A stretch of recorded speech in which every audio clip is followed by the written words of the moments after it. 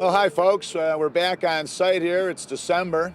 We'll give you an update on what's been happening here. As you can see behind me, one major thing that's occurred is that the marina, the former marina, which has now been taken out of play, this area has been dredged, and you can see here we're starting to slope the land up for the natural river treatment that will occur on this site. If you look down the way here, we actually have some of our first park guests. A whole family of geese has arrived, and they're already starting to use the park.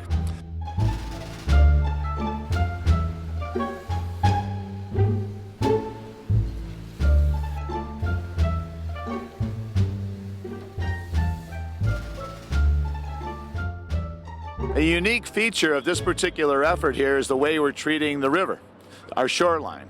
If you look across the river from here, you'll see a wall of steel. It's called a bulkheading.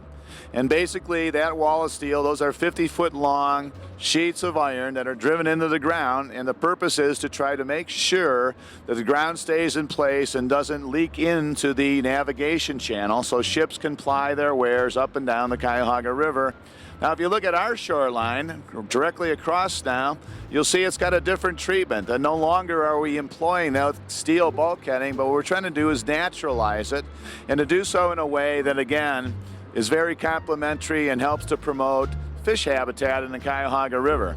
And that's why the Great Lakes Initiative is providing upwards of $3 million on this project to fund these activities.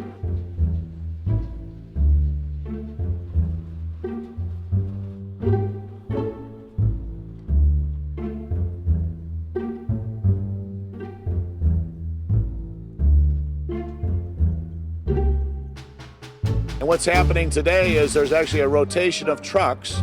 Those trucks are being filled with that dredge material and then taken to the contaminated disposal site that's used by the Port Authority and the Army Corps in dredging the river.